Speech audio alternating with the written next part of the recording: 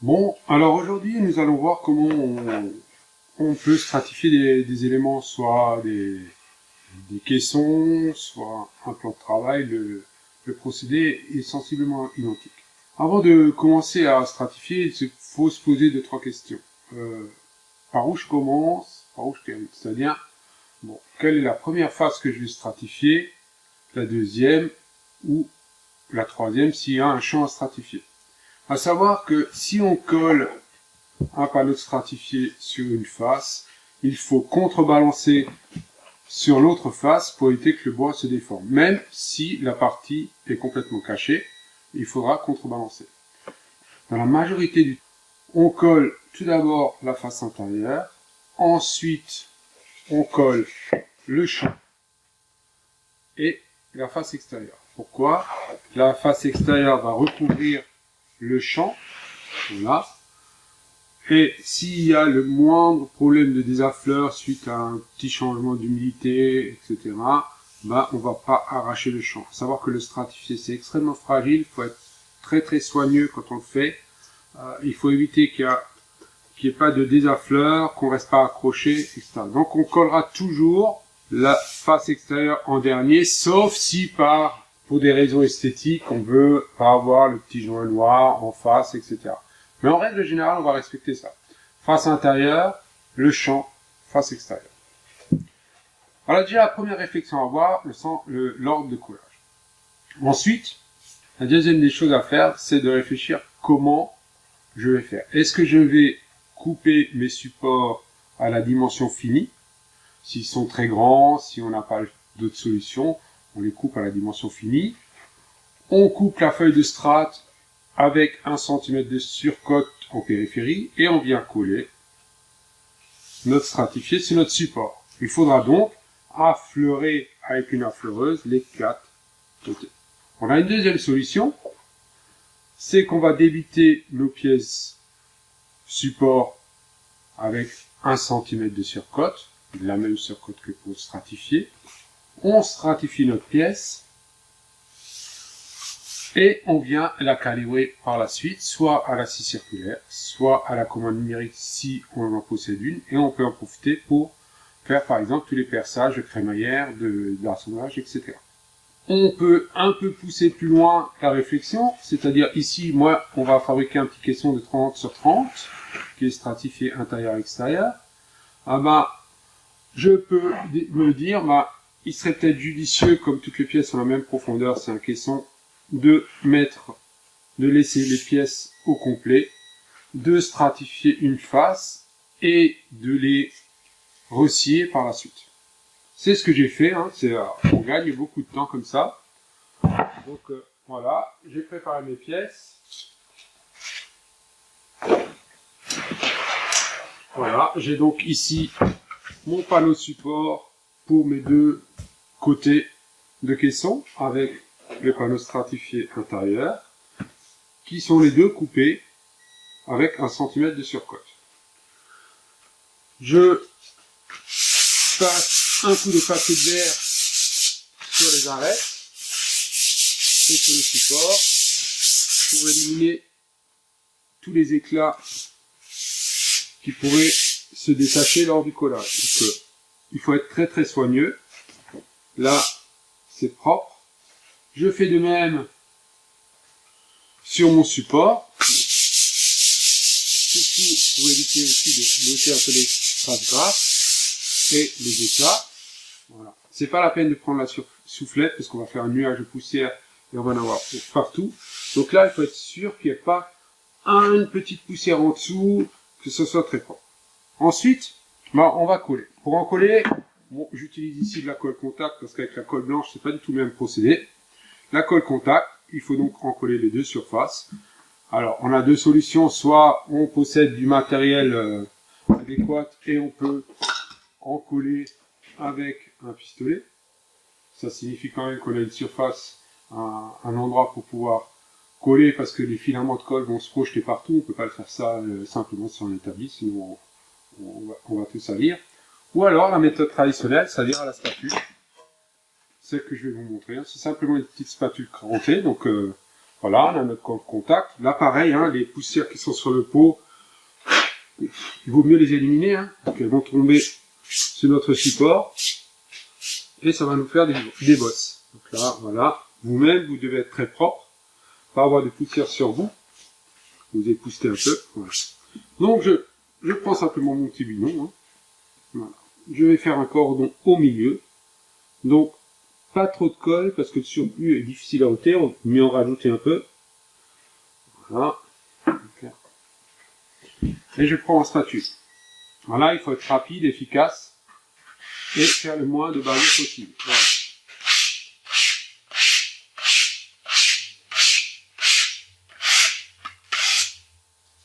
Je suis droitier, moi je tourne ma pièce. Voilà.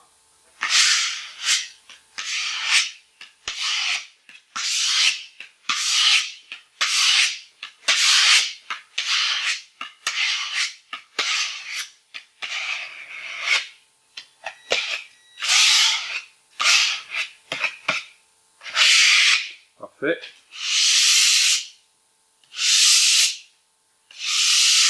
Alors il faut être très très rapide pour avoir une surface encollée très homogène. Donc j'ai encollé ma première surface, je vais la mettre à sécher. Je fais de même avec mon panneau support.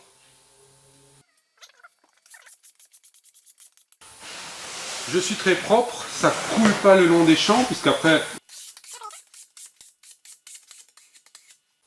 Voilà, j'ai un petit récipient pour récolter le surplus de colle.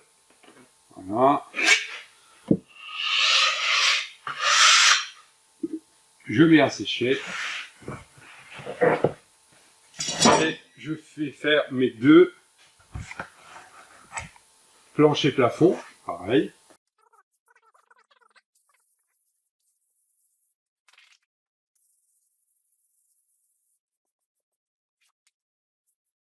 Attention, la spatule, il faut régulièrement la nettoyer, qu'elle n'ait pas de grumeaux, etc. Donc faites très très attention pour avoir des grumeaux sur la spatule.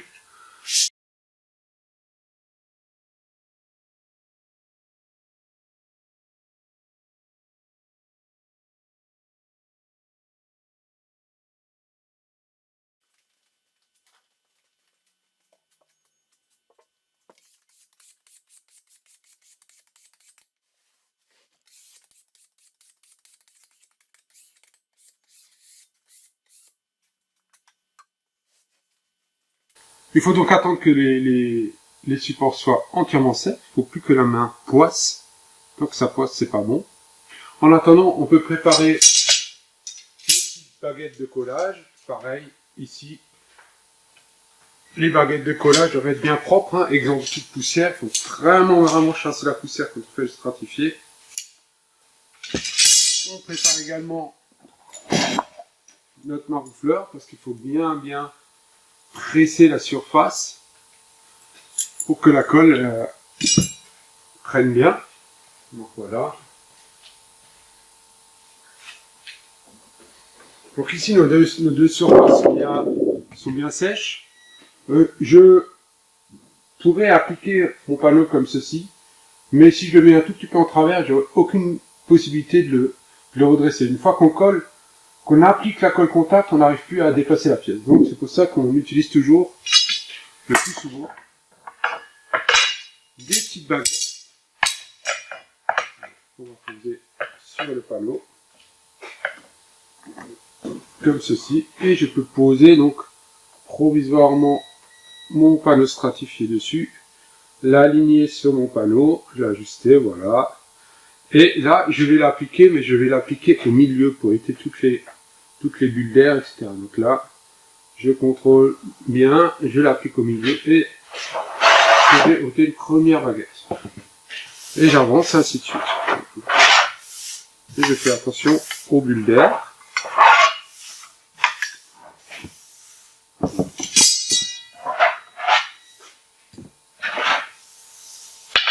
Voilà.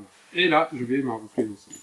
Attention de ne pas casser les angles en appuyant, en allant tout au bout. Donc, on fait bien attention, on m'enroufle, on fait bien le périmètre. Il faut appuyer assez fort. Hein. pas oublier une surface.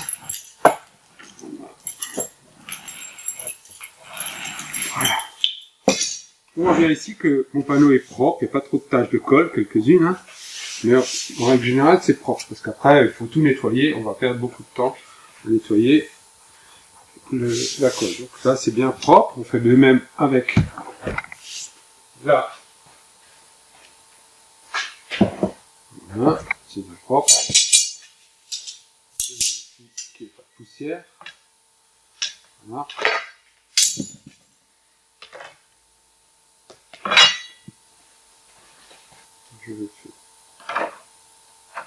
Je pose délicatement mon panneau dessus et j'applique au centre. Et je fais exactement la même chose.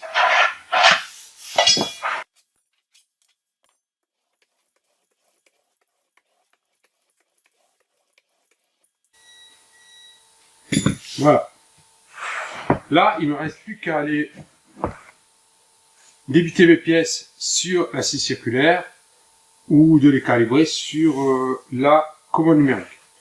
Moi, je vais les calibrer à la scie circulaire. Donc, je vais couper mes côtés, mes planchers, cette fois-ci à la dimension finie.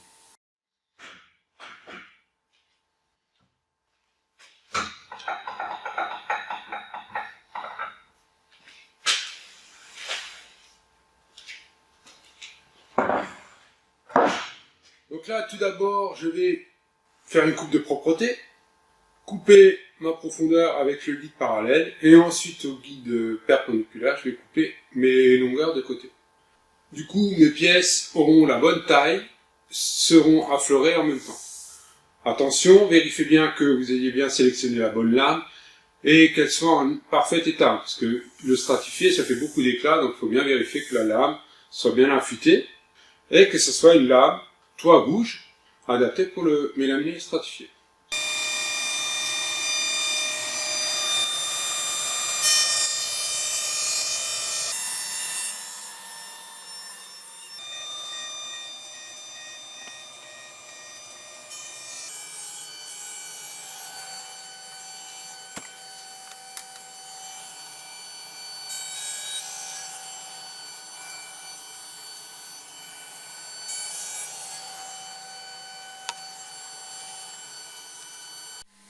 Donc voilà, j'ai entièrement débité tous mes morceaux composant mon cube. Donc moi j'ai décidé de simplement assembler tout ça par vissage. Donc on peut l'assembler par domino, tourillon, clamex, etc.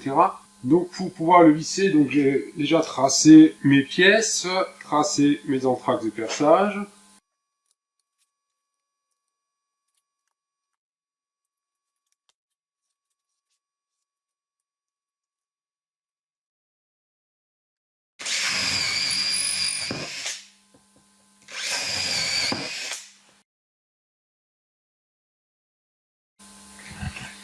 Voilà, j'ai prépercé mes trous de vissage. Hein. Donc on préperce toujours sur le côté stratifié, ça évite les éclats.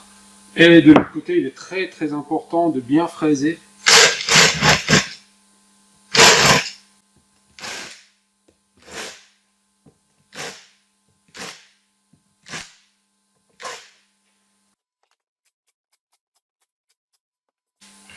Voilà.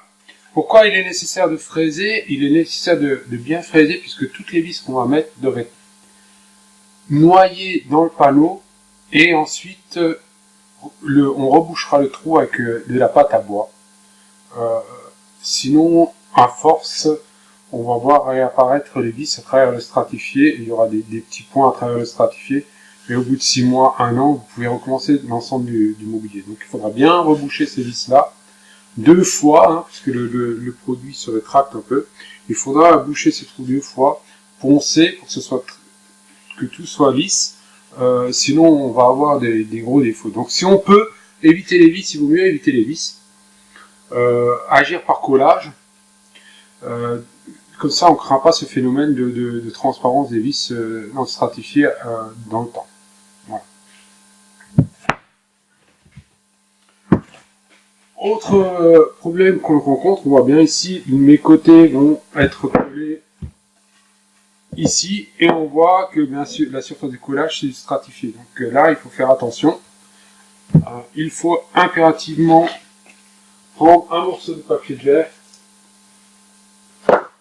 Voilà, j'ai bien tracé ici l'arrêt de mon montant. Et je viens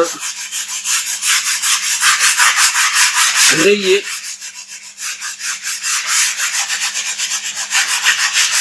mon stratifié sur l'ensemble des surfaces de collage.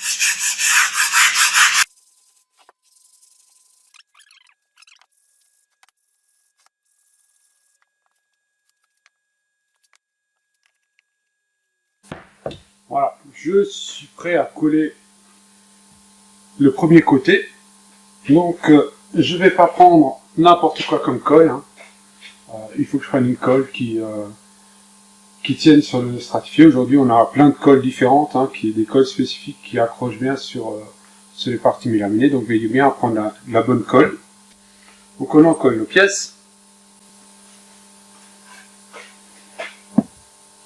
On positionne. On peut s'aider d'un serre-joint pour bien positionner la pièce. Hein. Pour bien la serrer provisoirement, la mettre en place. Voilà. Et je vérifie que mon côté là soit bien à fleur. Alors attention, petite particularité, il vaut mieux avoir un désafleur sur la tranche que sur toute la surface du panneau. C'est plus facile de poncer l'épaisseur du panneau que toute la surface du panneau. Donc si on privilégie quand même un petit désafleur dans ce sens-là, pas trop. À l'avant également, on vérifie bien qu'on soit parfaitement à fleur. J'ai bien serré. Je peux mettre ma première vis.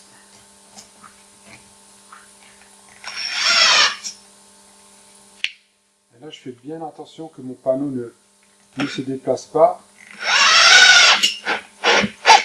Et j'enfonce bien ma vis.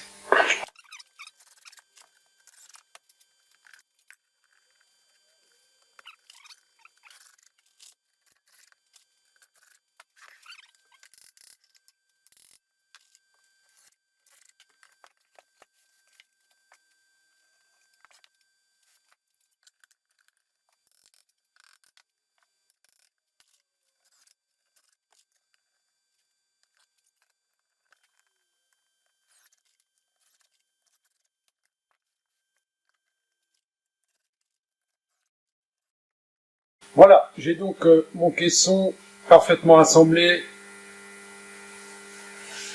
Les côtés sont bien à fleur. Et il ne me reste plus qu'à boucher les trous de vis avec du mastic.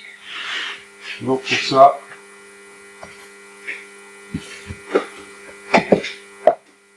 on a ici un mastic bicomposant. Ça nous permettra de sécher plus vite. On en fait une toute petite quantité. Voilà, on ajoute le durcisseur. Voilà.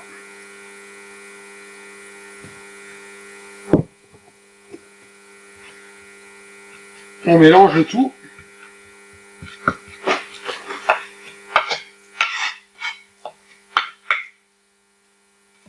Et on va bien remplir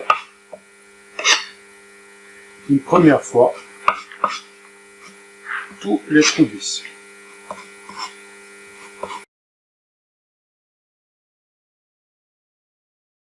En attendant que ça sèche, on va donc préparer les bandes de champ. Là, je vais les couper à 10 mm de surcote et je vais tout de suite les couper à la bonne longueur, à 45 degrés.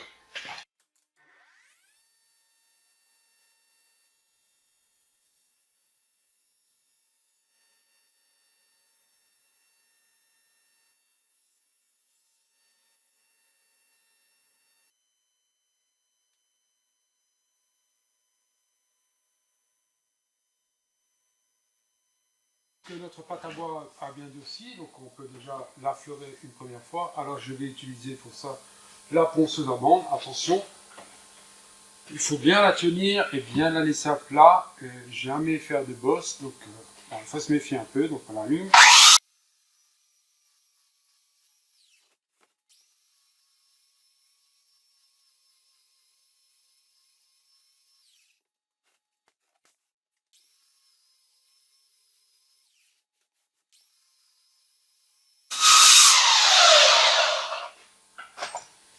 Voilà. Et on répète l'opération puisqu'on voit que la pâte à bois elle a eu un peu de retrait.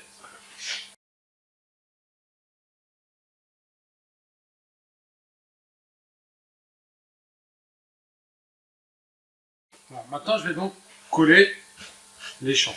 Voilà. Ouais, je peux éventuellement passer un du papier vert avec une taille pour ôter les petits éclats. J'ai préparé mes bandes de champ coupées à 45 degrés.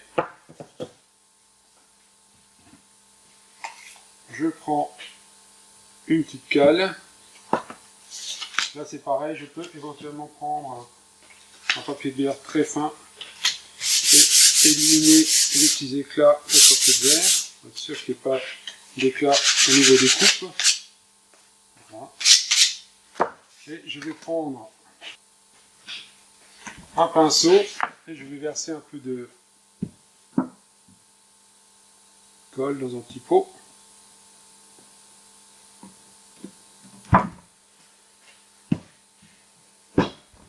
Je vais donc en coller proprement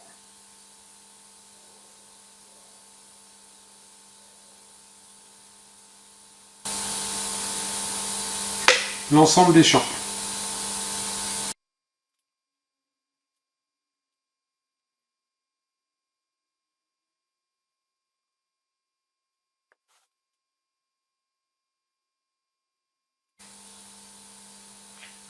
Voilà. Je fais pareil sur mes petites bandes de strates. Là j'utilise bien sûr pour pas trop salir, j'utilise une planche martyr. Donc je prends la moitié, j'étale d'un côté, j'étale de l'autre, sans bouger, le moins possible. Voilà.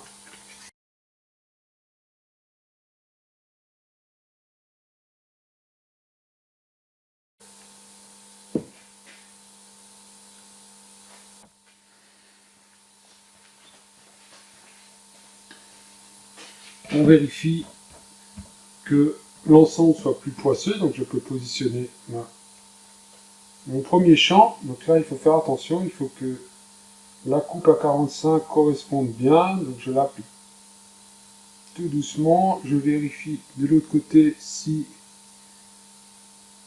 ma pièce est parfaitement positionnée. Voilà.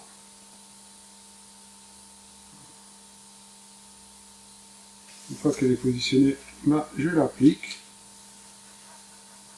et je passe à la suivante. Je fais attention que les joints soient parfaits.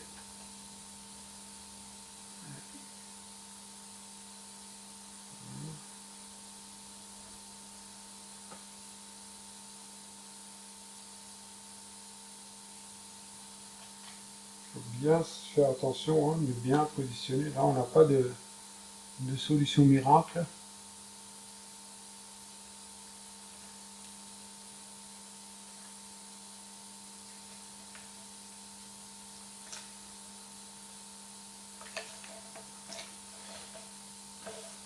Il faut que notre joint soit parfait.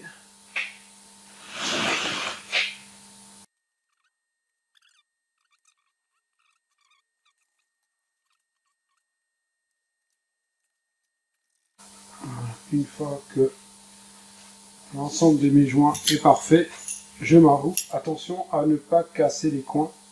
Donc je fais vraiment attention. J'appuie relativement fort, mais je fais bien attention de ne pas casser les débords. Voilà.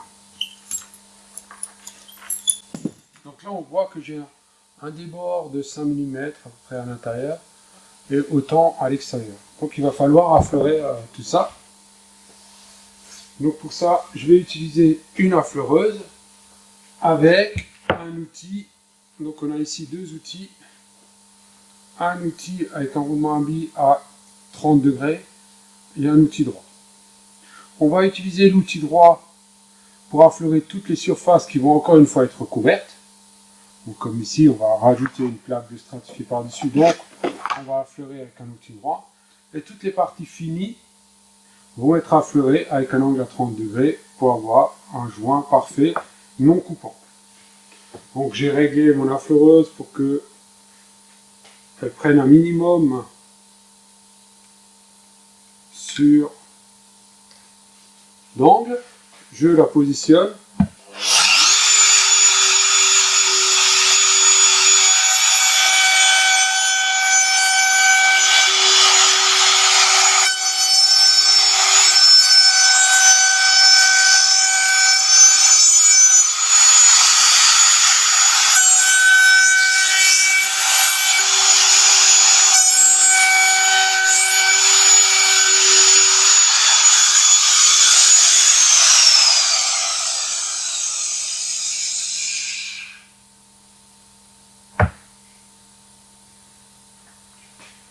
On voit ici que la machine, elle n'arrive pas autour, hein, elle n'arrive pas dans les coins. Donc les coins, il n'y a qu'une seule solution à faire, hein, c'est de les faire à la main.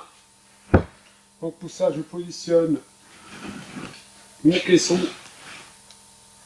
en faisant attention de ne pas casser les champs extérieurs.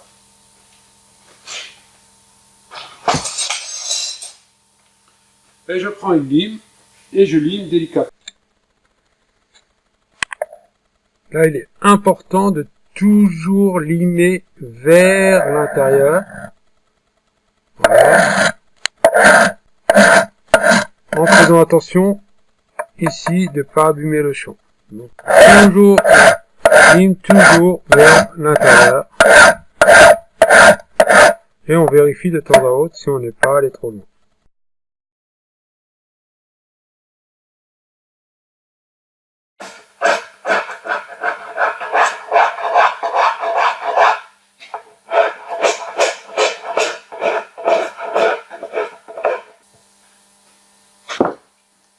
Donc voilà, on vérifie bien qu'il n'y ait plus de point d'accroche. Je rappelle qu'il est impératif de toujours limer en poussant, sinon on risque d'arracher le champ et de faire des éclats. Donc là, on peut un peu rectifier. L'angle est également très faible, hein, on met un tout peu de temps. Plus on met de l'angle, plus on aura une trace noire. Ça sera pas très joli avec le stratifié. Donc je contrôle bien.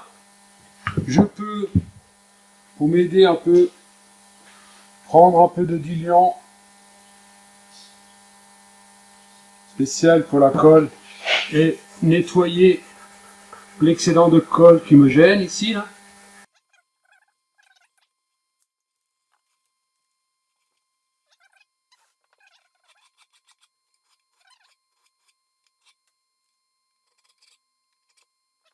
Je peux très bien prendre un petit papier de verre très fin, 120, avec une cale. Je peux adoucir un peu l'angle.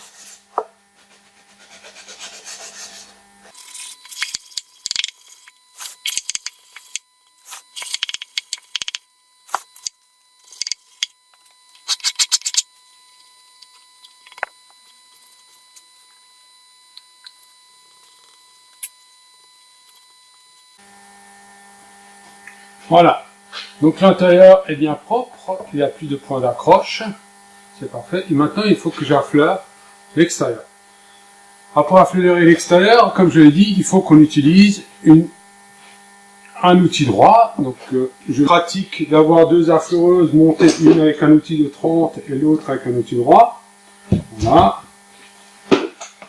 Et je vais affleurer le pourtour.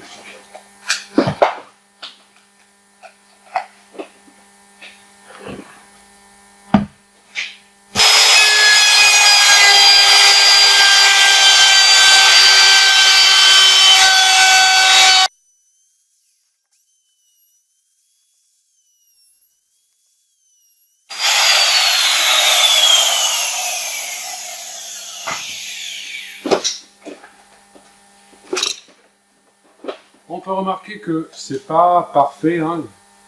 Souvent la colle, elle se met autour du roulement à billes, on n'est pas parfaitement plat, c'est pas grave.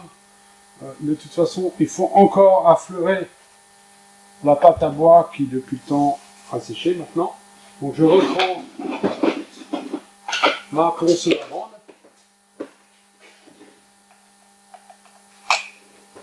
Et je vais terminer d'affleurer ma bande de champ. Attention, la bande elle tourne dans ce sens-là, donc il faut toujours attaquer la bande de champ par devant, sinon on va l'arracher. Ça pareil, j'allume tranquillement ma machine.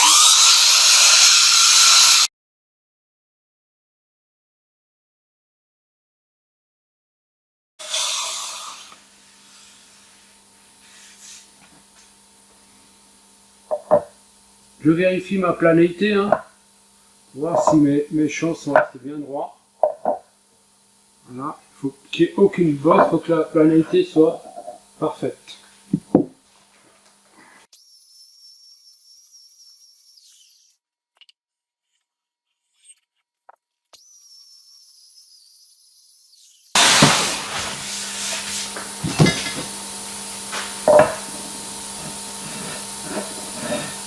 Là, je suis parfait.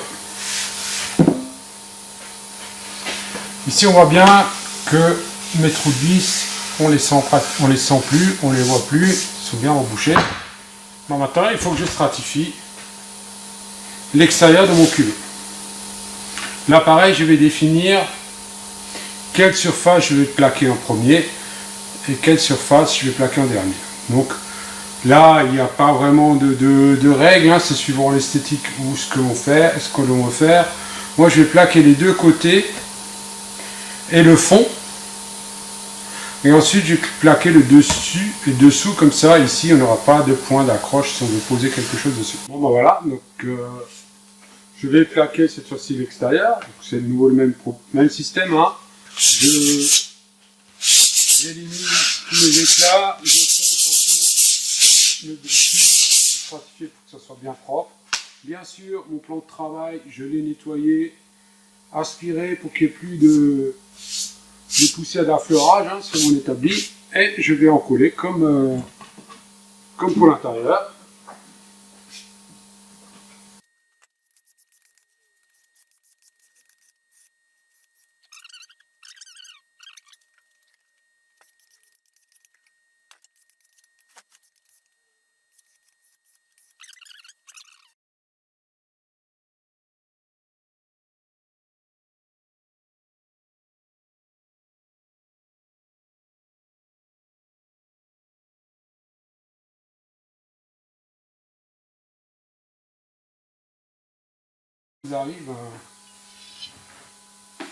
On peut essayer de l'atténuer un peu avec une cale de bois en tapant doucement.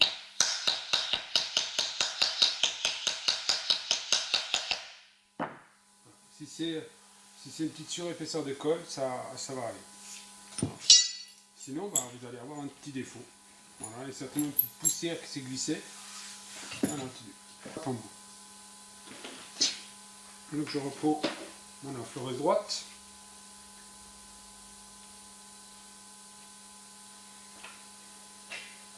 Attention là, pareil. On peut facilement rayer les stratifiés. Là. Si c'est du stratifié brillant, on peut prendre des précautions supplémentaires. Il ne faut pas le rayer. C'est-à-dire, je peux très bien mettre un scotch pour éviter de rayer le strat. Hein. Donc voilà, j'ai mis un petit scotch. Je fais bien là. Et attention, en sortant ici, je vais me décaler un tout petit peu pour ne pas arracher le stratifiant. Donc voilà.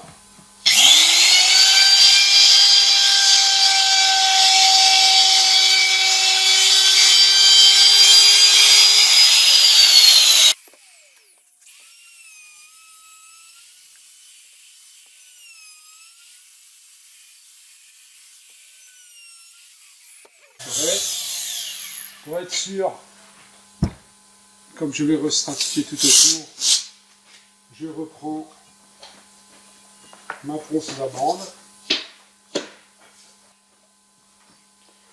pour affleurer.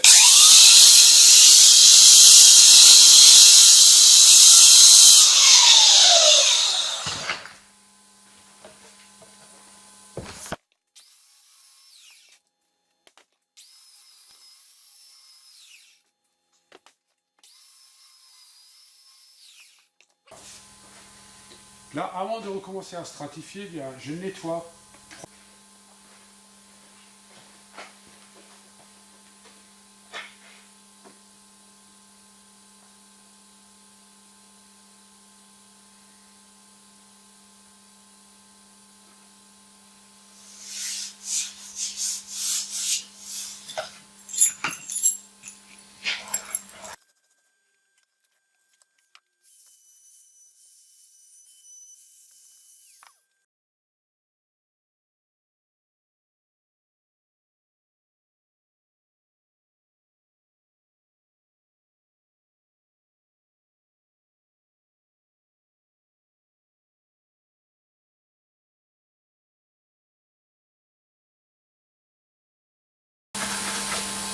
Donc voilà, notre caisson complètement stratifié avec les champs stratifiés à 45 degrés. Donc voilà, notre caisson est prêt. Vous avez vu maintenant comment on stratifie des éléments, donc que ce soit des comptoirs, des guichets. Le principe est toujours le même. Retenez bien une chose, propreté, c'est indispensable. L'affleurage droit si c'est pas une surface stratifiée, si c'est la dernière couche, on fait un affleurage à 30 degrés. Voilà, bah à vous de jouer, à bientôt.